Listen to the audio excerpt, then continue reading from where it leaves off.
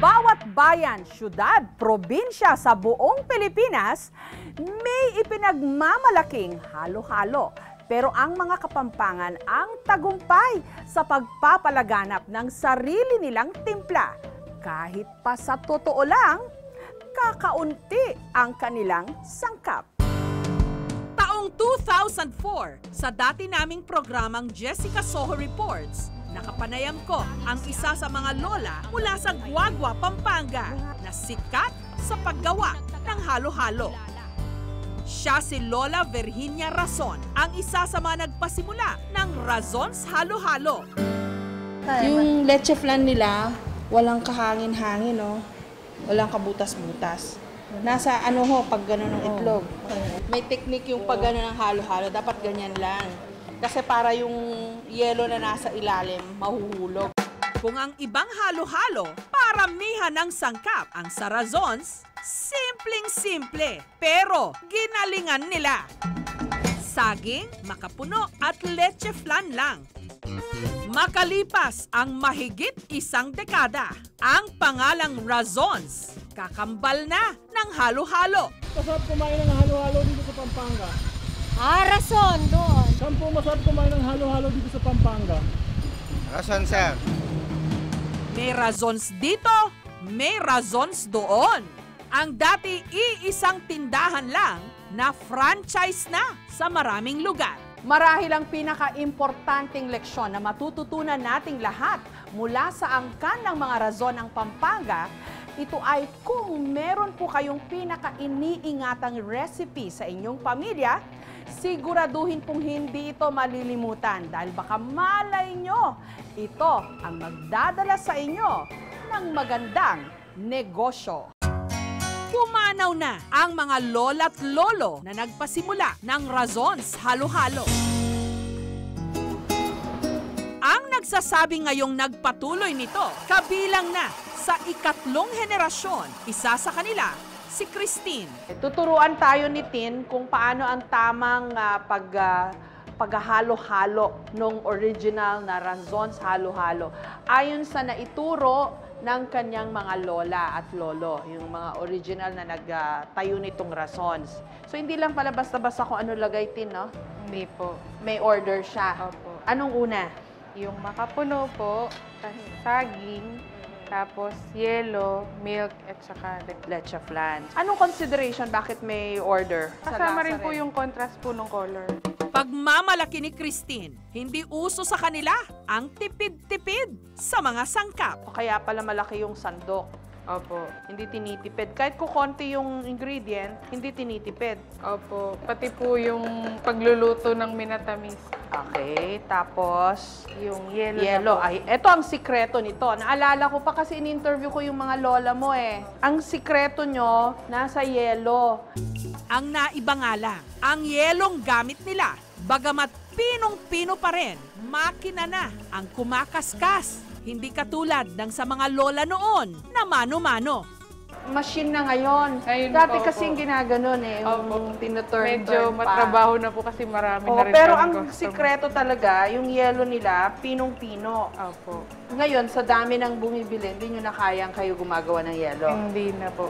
Yung pong pino, nakuha pa rin. Game, lagyan na natin ng yelo. Hanggang puno, syempre, no? Lagay na yung gatas. Simpleng-simple lang. Gaano karami? Almost kalahati po nitong nasa jar natin. Ito na po ang lahat. Ayan na, yung pamatay. Opo. Yun ang isa sa mga sikreto pa. Nasa leche flan. Malagyan- Kahit sakalin malagyan. kita, hindi mo bibigay sa akin yung recipe siguro Hindi ng po. leche flan. Naparami. Okay lang po yan. Ito talaga ang original na Razon's Halo-Halo. Ito na, yung halo-halo natin. Alam ko, yung tamang paghalo nito. Hindi po dapat tinataas yung kutsara kasi mas nahuhulog. Pero yung bahay dati nun, kasi na-interview ko yung mga lola mo eh, wala na sa inyo yon. Wala na po. Ito na Opo. yung pumalit doon. Sa Doon wala Guagua nang po. Razon's Halo-Halo Wala doon. na po. Oh. Kanino ba nila talaga ipinamana yung recipe nila ng kanilang halo-halo? Wala talagang particular na recipe. To taste lahat po ng niluluto nila. Hanggang sa yun pong mga pamangkin ng mga lola-lolo ko, yun po yung nanay ko, tsaka yung ilang kapatid po niya. Dahil po sila yung tinuturuan noon, kaya po nakuha talaga nila yung lasa nung pinakaunang sangkap po namin ng minatamis. Puro yelo ho ito. Maliliit na tabo ang ginagamit nila sa paggawa ng yelo. At dahil manual ang paggawa nito, pinong-pino ang kinalalabasan. Naalala ko yung paggawa ng yelo tas yung lola mo pa, siya pa yung naggaganon Opo. In fact, ang kwento ho ni Tin, nung in-interview ko yung mga lola niya, gano'ng kakaliit na bata nun? Mga 12 po ako noon. Masasabi ba natin na ipinamana yung recipe o The technique po siguro talaga. yung technique? More on the technique. Kasi kung yung recipe po, very accessible po yung mga ingredients namin. Yung pong procedure, yun po ang nagkakaiba. Ang kilalang yumaong manunulat na si Doreen Fernandez ang unang nagsulat ng artikulo noon tungkol sa halo-halo ng razons sa Philippine Daily Inquirer. Mula raw nung naisulat ito ni Doreen, dumagsa ang mga gustong tumikim sa kanilang halo-halo. Kasi 14 lahat yung magkakapatid na Opo. first generation ng mga razon na nag-umpisa nito. Ngayon, lahat nung mga pamangkin, nung 14 na magkakapatid na yon, Opo.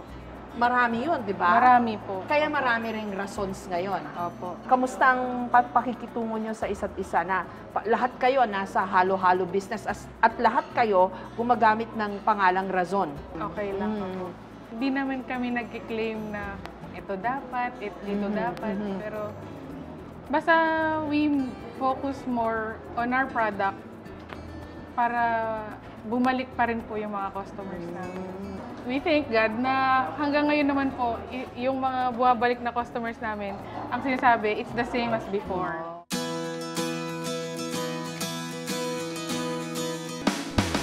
Ano masasabi mo na pag sinabi ngayon na Kapampangan halo-halo, synonymous na with the razons? Thankful po kasi parang somehow we're setting the standard of what a halo-halo is.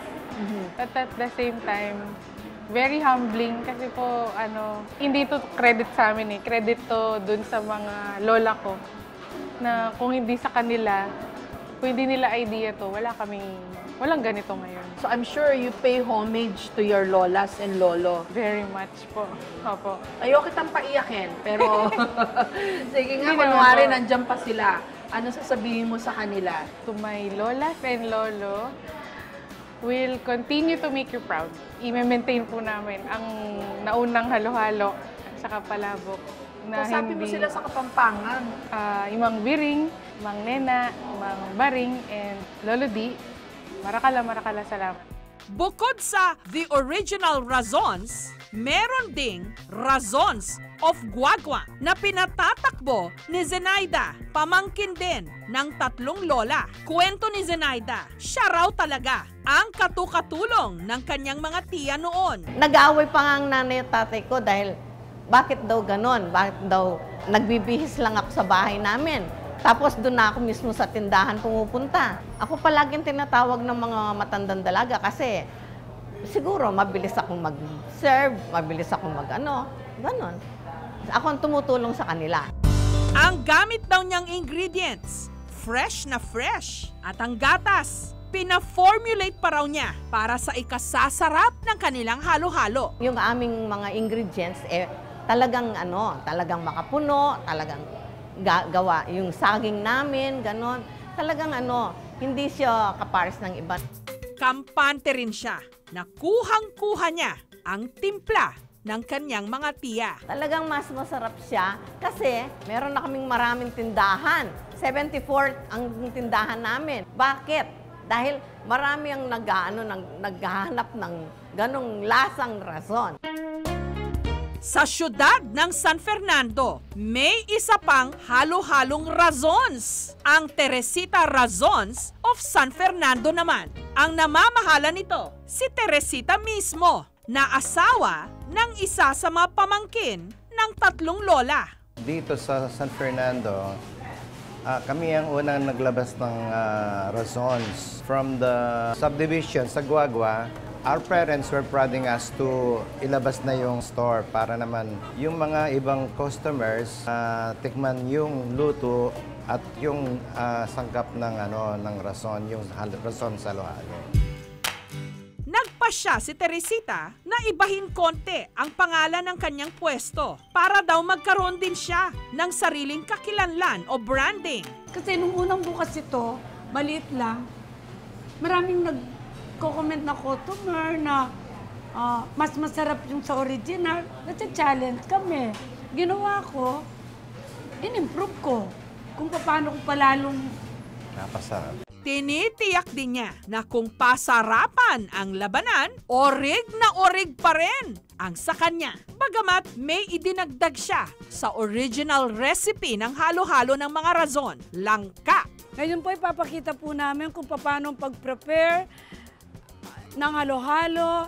Ang una po natin yung makapuno, then saging. Po, yung ice po namin, pinong-pino. Ang susunod po yung milk. Then ang kasunod yung leche flan. Nasa pinakatap yung langka. Kokonti ang sahog. Simpleng-simple ang pagkakagawa. Pero bakit nga ba ganun na lang kapopular ang mga tindahan ng halo-halo sa itinuturing na culinary capital ng Pilipinas? Talagang mahiligin na sa malamig ang mga tao dito dahil na rin sa confluence ng external factors, nandito yung maraming mga foreigners. And tanggap din naman natin na hindi naman lahat kayang bilhin yung ice cream na popular na nakikita natin ng mga branded. Sa tila humahabang listahan ng mga tindahan ng halo-halo sa probinsya, may humahabol sa syudad ng Mabalacat, ang Lola Nors. Unang-una, lagay natin ang pandan syrup, yung saging na dinurog, slice na saging na saba, yung makapuno, yung ube. Lalagay natin yelo. Lalagyan natin ng cheese. Ito ang leche flan. Last natin ang gatas. Ito na ang Lola Nors halo-halo. Ang kwento sa likod ng kanilang halo-halo, hindi nalalayo sa kwento ng mga razon. Nung nasa Minalin kami, si Mommy nag-start dun sa kubo namin, halo-halo and pansit luglug. Nung nilahar kami, pumunta kami sa Mabalacat, which is the ancestry house ni Daddy, mga Hoxon Mercado. And then we started yun, family and friends only. Sa ngayon, nag-iisa lang ang Lola Nors. Kailangan dayuhin dito sa Mabalacat. Hands-on ang pamilya sa kanilang negosyo, pati mga batang miyembro, tinuturuan agad ng paggawa ng halo-halo. Papasa namin sa mga anak namin hanggang sa mga generation pa. Yung old recipe talaga. Walang fusion. Sinadya nilang lumang bahay ang tema ng kanilang restaurant para ang kanilang customers mas at home daw. Gusto namin mag-feel nila na nasa bahay lang sila. Yung parang nakimerienda ka sa kapitbahay.